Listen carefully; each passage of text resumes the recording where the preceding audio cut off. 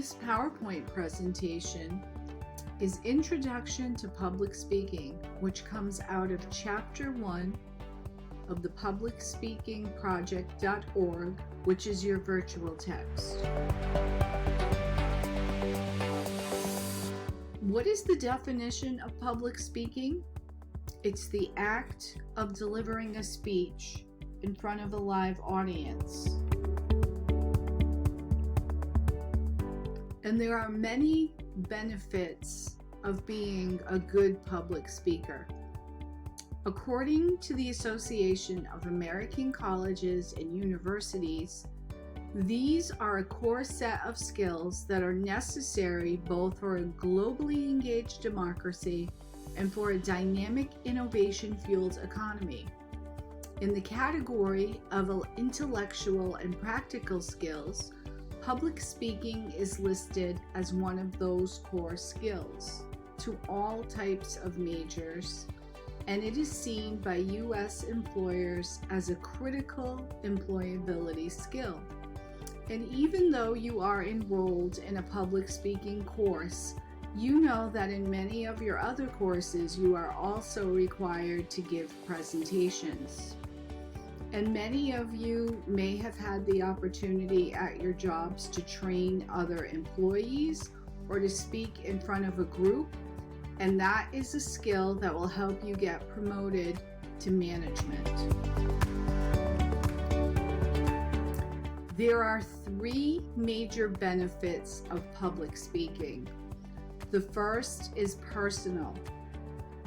You may be asked to give a speech when you do a toast at a wedding, a eulogy at a funeral, part of volunteer work, or you may be asked to introduce guest speakers at an event or present an award.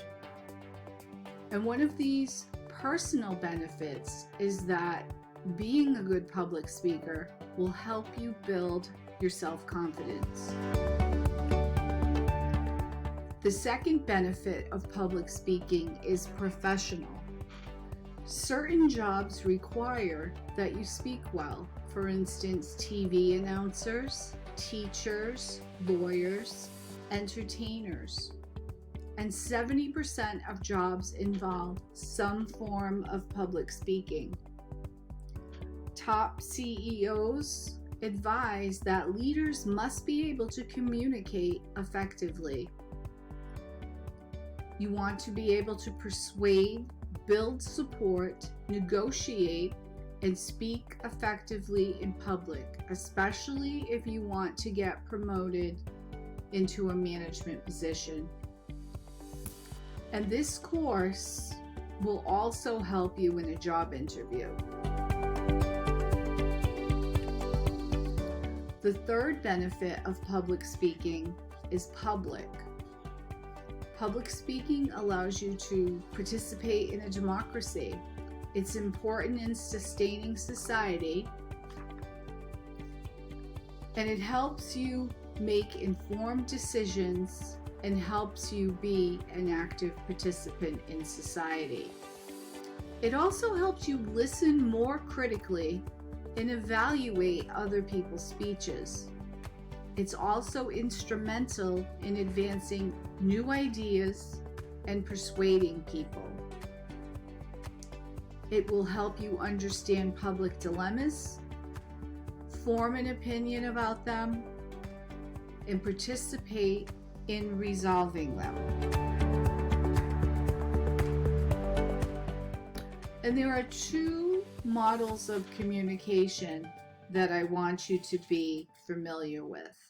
And the first is a very simplistic model. It is the linear model of communication. And there is the sender, the channel, and the receiver. The sender is the person who is speaking. The channel is the apparatus for carrying the message. And the receiver is the person who picks up the message. And this linear model of communication It's the first theoretical model of communication, which was proposed in 1949 by Shannon and Weaver for Bell Laboratories. This three-part model was intended to capture the radio and television transmission process. However, it was later adapted to human communication and is now known as the linear model of communication. The first part of the model is the sender, and this is the person who is speaking. Think of this particular lesson if you were seeing a PowerPoint in a classroom delivered by an instructor, then I would be the sender. The second part of the model is the channel, which is the apparatus for carrying the message. And in some cases, that could be your television, it could be your computer, it could be face-to-face communication in the classroom, or it could even be your cell phone. The third part of the model is the receiver, and this is the person who picks up the message. In the context of this lesson, you would be the receiver. In this model, communication is seen as a one-way process of transmitting a message from one person to another person.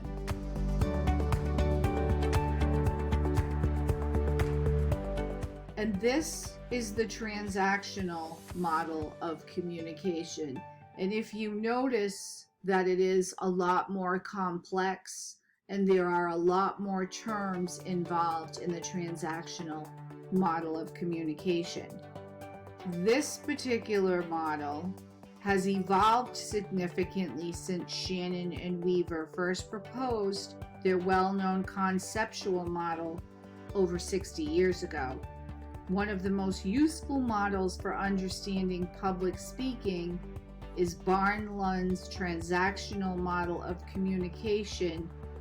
In the transactional model, communication is seen as an ongoing circular process. We are constantly affecting and are affected by those we communicate with. The transactional model has a number of interdependent processes and components, including the encoding and the decoding process, the communicator, the message, the channel, and noise. Although not directly addressed in Breault's original transactional model, participants' worldviews and the context also play an important role in the communication process. And these two definitions you want to pay attention to because they are going to be encoding is the process of taking an idea or mental image, associating that image with words, and then speaking these words in order to convey a message. And decoding is the reverse process of listening to words, thinking about them, turning these words into mental images.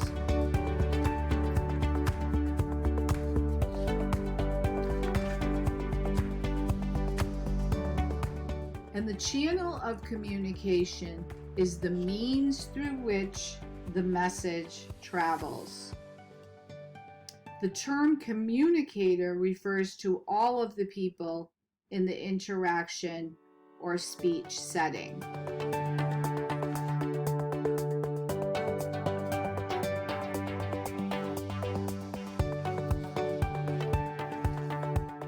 The channel is very simply the means through which the message travels.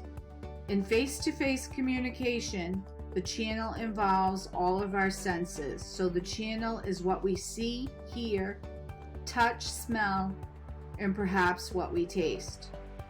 When we're communicating with someone online, the channel is the computer. When texting, the channel is the cell phone. And when watching a movie on cable, the channel is the TV. The channel can have a profound impact on the way a message is interpreted.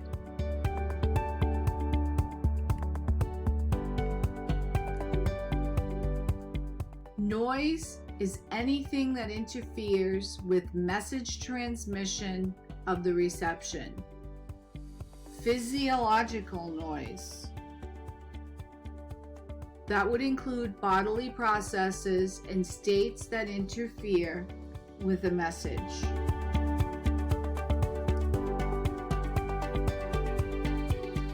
For instance, if a speaker has a headache or the flu, or if the audience members are hot or they're hungry, these conditions may interfere with message accuracy. The second type of noise is psychological noise. Psychological noise refers to mental states or emotional states that impede message transmission or reception. For example, if someone had just broken up with a significant other, or if they're worried about their grandmother who is in the hospital, or if they are thinking about their shopping list, this may interfere with communication processes as well. The third type of noise is actual physical noise, and this would be simply the actual sound level in a room. Loud music playing at a party, a member of voices of people talking excitedly, a lawnmower right outside the window, or anything that is overly loud will interfere with communication. The last type of noise is cultural noise. Cultural noise refers to message interference that results from differences in people's worldviews.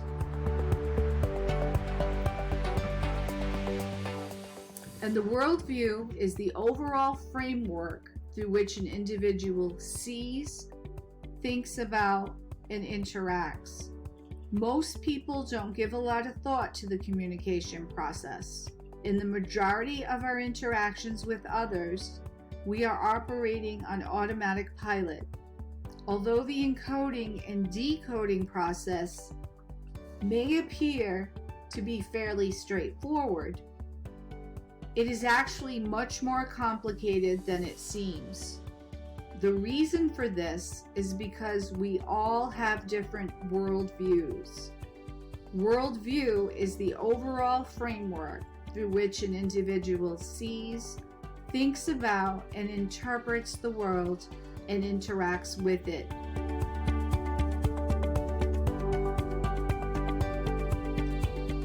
There are three major types of speeches, and they're usually determined by the occasion in which the speech is presented.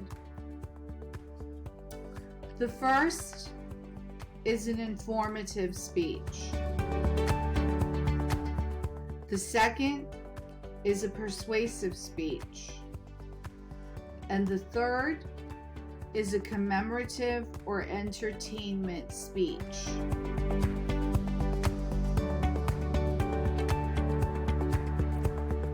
And there are 11 speaking competencies. And these are considered the standards for evaluating a variety of presentations. You want to write all 11 of these in your notebook because we will be doing peer critiques of speeches, and you always want to map back and use these definitions in your critique. We assume that you are reading this book or chapter because you wish to improve your speaking skills.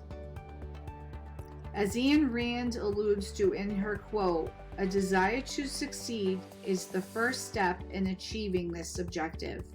Nevertheless, you cannot hit a target unless you know what it is. Thus, the final portion of this chapter is devoted to an overview of the 11 speaking competencies, which we consider to be the standards for evaluating a variety of presentations at every level of mastery. And in your next PowerPoint presentation, we will go into each definition of these 11 speaking competencies. Number 1, useful topic. Number 2, engaging introduction. Number 3, clear organization. Number 4, well-supported ideas. Number 5, closure in conclusion.